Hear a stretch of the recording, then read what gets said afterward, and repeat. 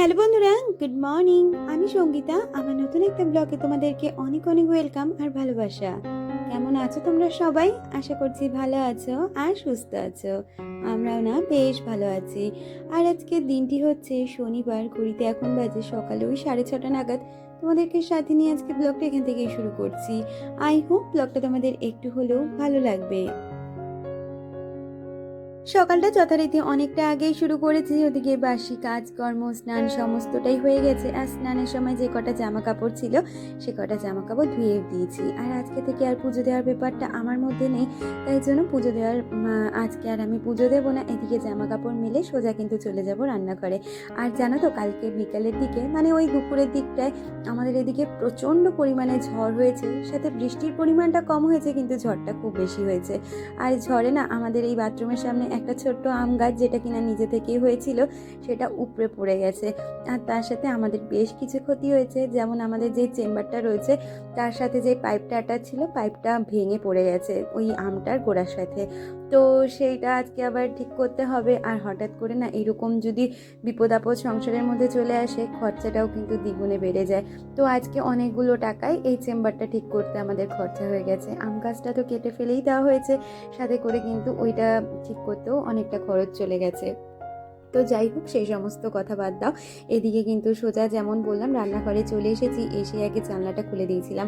আর আমার একটা জানলায় না ছিটকিনিটা ভালো, আর একটা জানলার ছিটকিনিটা খারাপ হয়ে গেছে, যার জন্য এরকম ঝড় বৃষ্টি হলে বেঁধেই রাখি। তো ওইদিকে দড়িটা খুলে চায়ের জল বসিয়ে দিয়েছি, সাথে বাচ্চাদের হরলিক্স করে দিয়েছি। আর আজকে একটা হরলিক্স আর একটা বনবিটা ছিল, যার জন্য দুজনকে মানে একটা হরলিক্স আর একটা বনবিটা করে দিয়েছি। দুজন আন্ডারস্ট্যান্ডিং করে বুঝে নিই কে কোনটা খাবে। তো ওদেরটা আগে করে দিয়ে তারপরে এখন আমাদের চাটাও করে নিচ্ছি। আমাকে হাউসওয়াইফ চ্যানেল ঝুমা থেকে কমেন্ট করেছিলে, ঝুমা লিখেছিলে আমার ছেলে মাছ পছন্দ করে না, মাংস আর ডিমই পছন্দ করে। আজকালকার সব বাচ্চাদের মধ্যে এই প্রবণতাটা, জানো তো। আমরা ছোটোবেলায় যেমন মাছ খেতে পছন্দ করতাম বা এখনও পর্যন্ত মাছের গন্ধতেই ভাত খেয়ে নিই, সেরকম কিন্তু আজকালকার দিনের বাচ্চারা চিকেন না হলে খাবে না। তো আমাদেরও তোজো সেরকম মাছ খায়, ওই খুব রেয়ার কয়েকটা গুনে গুনে মাছ খায়। কিন্তু চিকেনটা দাও, চিকেন তুমি ওকে যদি দুবেলায় দাও, ও দুবেলায় খুব তৃপ্তি করে খেয়ে নেবে। কিন্তু মাছটাই ভীষণ অরুচি। আর ডিমটাও খুব একটা খায় না, যদিও বা ডিমটা খায় তার সাদা অংশটা খায়, কুসুমটা খায় না, কারণ ওর কুসুমটা খেলে না গলায় বাঁধে, যার জন্য কুসুমটা খেতে পারে না। তো ওইদিকে কথা বলতে বলতে আমি কিন্তু বিছানাটাকেও গুছিয়ে নিতে চলে এসেছি। আর ওই যে সকালবেলা দেখালাম না যে গাছটা ভেঙে পড়েছে, কালকে দুপুরে ভেঙে পড়েছে, কিন্তু তখন তো আর কাউকে খুঁজে পাওয়া যায়নি।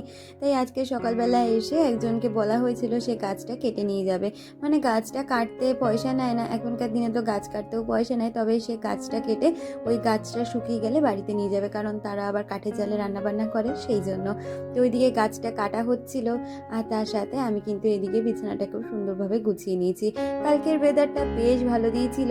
কালকে রাত্রিবেলা ঘরে এসি চালাতে হয়নি, আর এসি ছাড়াই কিন্তু চাদরটা লেগেছিল। মানে ভোরের দিকটা ভীষণ ঠান্ডা লাগছিল। আমার হাজব্যান্ডও ঘুমে চোখে বলেই উঠলো, কি গো এসি চলছে? তো আমি বললাম না, এসি চলছে না, তবে চাদর কিন্তু আমাদের যথারীতি লেগেছে। এমনি অন্যান্য দিন চাদরটা কিন্তু এসি চালানোর পরেই গায়ে দিতে হয়, আর আজকে কিন্তু ভগবানই এসি চালিয়ে দিয়েছে, যার কারণে কোনো রকমেরই কিন্তু আর্টিফিশিয়াল এসি আর আমাদের ঘরে চালাতে হয়নি। আসলে ভগবান চাইলে কি না পারে বলো তো, এত তীব্র গরম কয়েক মিনিটের মধ্যে যেন সমস্তটা শান্ত হয়ে দিল।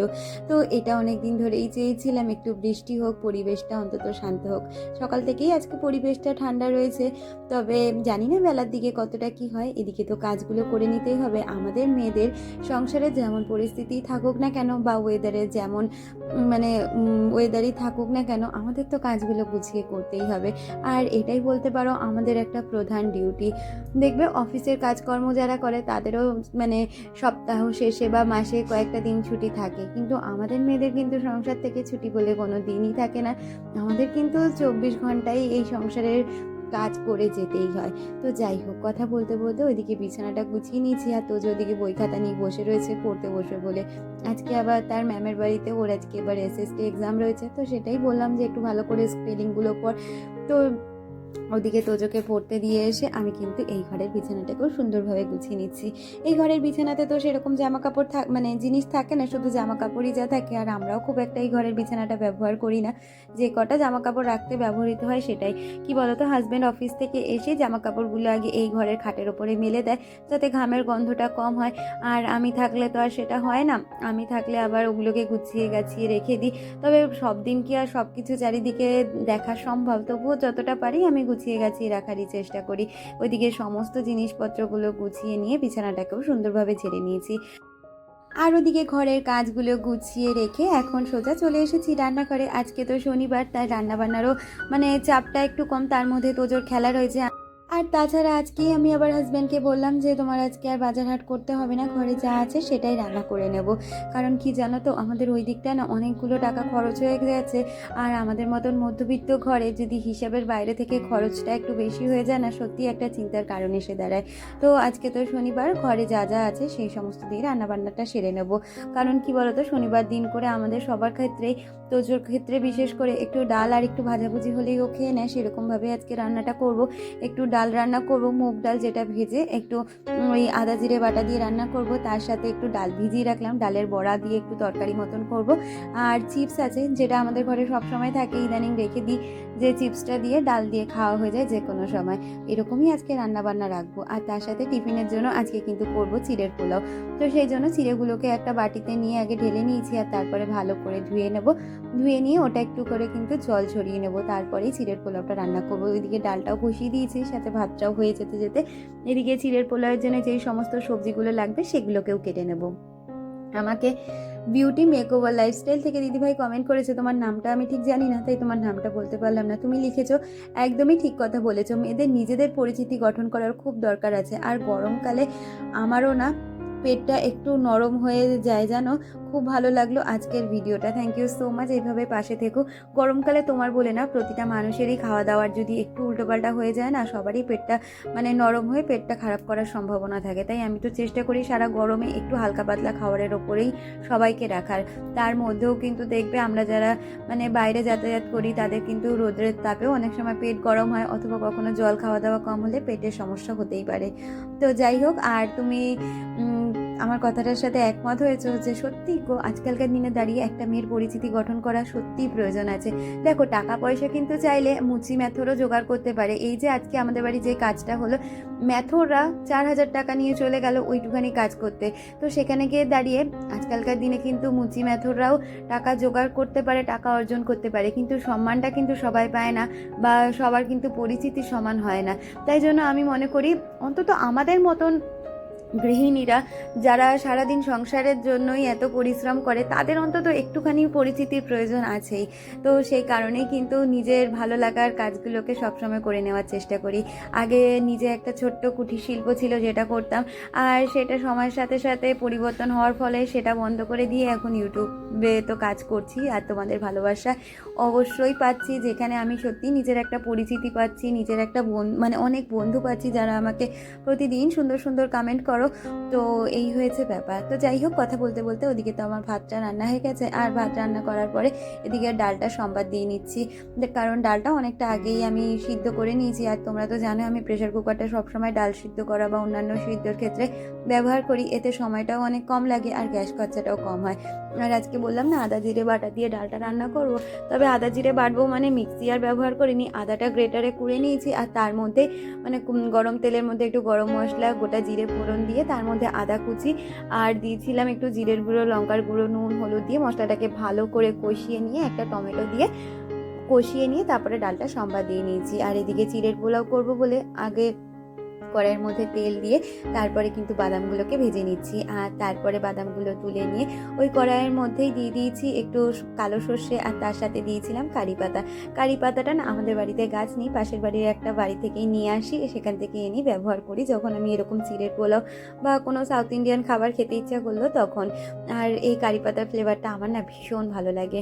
আর সবজিগুলোকে একটু শ্যালো ফ্রাই করে জল দিয়ে কিন্তু সিদ্ধ করে নিয়েছি, কারণ হেলদি প্রসেসে যেহেতু বানাবো, একদমই ভাজার চিন্তা করবো না, সেই জন্য কিন্তু জল দিয়ে আগে সমস্ত ভেজিটেবলসকে আমি সিদ্ধ করে নিয়েছি। আর তারপরে যখন সমস্ত ভেজিটেবল সিদ্ধ হয়ে গেছে, আমার না একটু ভুল হয়েছে, জলটা আর একটু টানিয়ে নেওয়া উচিত ছিল। আমি জলটার মধ্যেই চিড়েগুলো দিয়েছি, যার জন্য আজকে চিড়েগুলো না খুব একটা ঝরঝরে হয়নি। আগের দিনে চিড়ের পোলাওটা ভীষণ ঝরঝরে হয়েছিল, আজকেরটা খেতে কিন্তু কোনো রকমের খারাপ হয়নি, টেস্টের দিক থেকে একই ছিল, তবে ঝরঝরে ব্যাপারটা একদমই আসেনি। আর কি বলতো, আমাদের কাজ করতে গেলে ভুল ঠিক সব নিয়েই তো কাজ করতে হয়, আর আমি মনে করি ভুল থেকেই আমরা শিখি। এই যে আজকে জলের পরিমাণটা দেখে নিয়ে আমার যেহেতু দেওয়া উচিত ছিল, এটা যদি আমি জানতাম, মানে এটা যদি আমি আগে চিন্তা করতাম, তাহলে হয়তো এই কাজটা করতাম না। আজকে ভুল করেছি, কালকে হয়তো আর এই ভুলটা হবে না। তো আমরা কিন্তু সবসময় ভুল থেকেই শিক্ষা নিই, আর কাজ করতে গেলে তো ভুল অবশ্যই হবে, তাই না? আর ওদিকে দেখো, ডালের বড়া করে নিয়েছিলাম, যেটা রেসিপি তোমাদের সাথে শেয়ার করলাম না। তো ওইদিকে ডালের বড়াগুলো ভেজে নিয়ে তারপরে আদা জিরে কাঁচা লঙ্কা দিয়েই ডালের বড়াটা করে নিয়েছিলাম, মানে তরকারিটা। আর রান্নার শেষে প্রতিদিনের মতন রান্নাঘরটা যেরকমভাবে পরিষ্কার করি সেরকমই করে নিচ্ছি, তবে সাথে আজকে কন্টেনারগুলোকে একটু ভালো করে মুছে নিচ্ছি।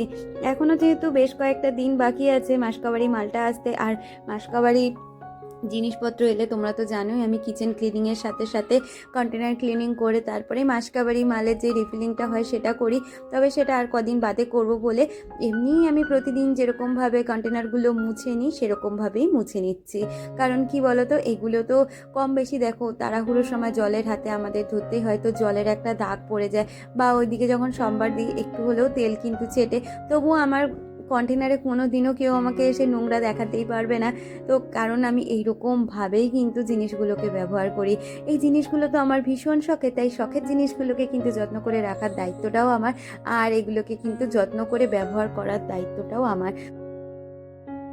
আমাকে সুপর্ণা মাইতি কমেন্ট করেছিলে, সে লিখেছিলে, দিদি ভাই আমার খুব ভালো লাগে তোমার কথাগুলো, থ্যাংক ইউ সো মাচ, এইভাবেই তোমরা আমার পাশে থেকো। আর আমাকে মিস্টার দীপাঞ্জন, তোমার চ্যানেলের নামটা কি বা তোমার নাম কি আমি জানি না, তুমি আমাকে কমেন্ট করেছো। আমার বর তোমাদের ওইদিকেই কাজ করে, কোথায় কাজ করে অবশ্যই কমেন্টে জানিও আজকের ভিডিওতে। আর লিখেছো ভালো থেকো, ভালোবাসা নিও, তুমিও খুব ভালো থেকো, সুস্থ থেকো, তোমার পরিবারকে নিয়ে সুখে থেকো। আর বেবি কেয়ার অফিসিয়াল চ্যানেল থেকে দিদি কমেন্ট করেছে, সে লিখেছে, দিদি ভাই ভিডিওটা খুব ভালো লাগলো, ভালো থেকো, ভালোবাসা নিও, তোমরাও খুব ভালো থেকো গো। আর মিতালি দি, সে আমাকে কমেন্ট করে লিখেছে, খুব ভালো লাগলো ভিডিওটা, ভালো থেকো, ভালোবাসা নিও। তোমাদের এই যে এত এত ভালোবাসা দাও না, আমার সত্যি খুব ভালো লাগে।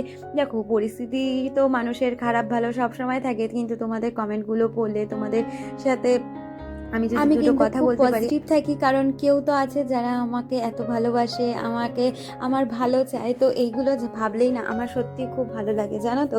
তো তোমরা সবসময় আমার চলার পথে এইরকমভাবেই থেকো। আর আমাকে রাজিয়া কমেন্ট করেছিলে, সে লিখেছিলে, দিদি ভাই তুমি জানো এই দুদিন ঈদ গেল, অনেক আনন্দ ফুর্তি করলাম, কিন্তু তোমার ভিডিওগুলো আমি দেখতে পারিনি, তাই আজকে সমস্ত কাজ করে তোমার 3 দিনের ভিডিও একই দিনে দেখে নিলাম। সবগুলো ভিডিও দেখে এখন কমেন্ট করছে, দিদি তোমার গ্যাস সেভিংয়ের রান্নাবান্না কাজকর্ম, তোমার শরীর কেমন আছে, ভালো ভালো আছো তো? আমি এখন একটু ভালো আছি গো।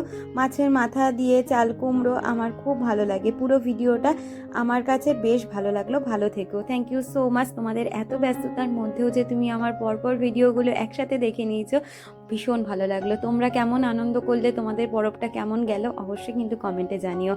আর এখনের সময়টা না ওই রাত্রের দিকটা, তোজোকে মাঠের থেকে নিয়ে এসেছি, আজকে যেহেতু তোজোর খেলা ছিল, তো মাঠে থেকে আনার পথে সিঙ্গারা এনেছিলাম, তো চা সিঙ্গারা খেয়ে নিজে একটু ভিডিওর কাজ করছিলাম। তারপরে এই যে এই সিমাইটা দেখছো, এই সিমাইটা দিয়েছিল আমার হাজব্যান্ডের অফিসের থেকে একজন, ওরই ভাই বলতে পারো, মানে ভাই বলতে একসাথে কাজ করে তারা, আবার মানে মহা ম্যাডাম, তো তাদের তো এই কিছুদিন আগে পরব গেল, যেমন রাজিয়াদের গেল, তো সে আবার এরকম লাচ্ছা সিমাই দিয়েছিল। তো আমার হাজব্যান্ড তো পরশু দিন এনেছিল, কালকে আর করিনি, তাই ভেবেছিলাম আজকে যেহেতু নিরামিষের দিন আজকে লাচ্ছা সিমাইটা রান্না করব, আর এটা দিয়ে রাত্রিবেলা রুটিটা খাওয়া হয়ে যাবে। আর এই লাচ্ছা সিমই যেমন বানানো সহজ, খেতেও সেরকম স্বাদ। একটু সামান্য কড়াইতে ঘি গরম করে কাজু আর কিশমিশটা ভেজে নিয়েছি, আর তারপরে দুধটা ভালো করে জাল দিয়ে চিনি দিয়ে আমি কিন্তু গ্যাস অফ করে সিমাইটা দিয়ে ঢাকা চাপা দিয়েছিলাম। আর সিমাইটা না সত্যিই দুর্দান্ত খেতে গো, খুব ভালো লেগেছিলো। আমার হাজব্যান্ড তো বলেছে ওকে পয়সা দিয়ে দেবো, পরের দিন আমাকে 500 মতন এনে দিতে। আর রান্নার পরে প্রতিদিন রান্নাঘরটা যেভাবে ঢেকে রাখি আজকেও ঢেকে রাখলাম। তাহলে আজকের ভিডিওটা এই পর্যন্ত রাখছি, দেখা হচ্ছে পরবর্তী ভিডিওর সাথে, ততক্ষণ তোমরা ভালো থেকো।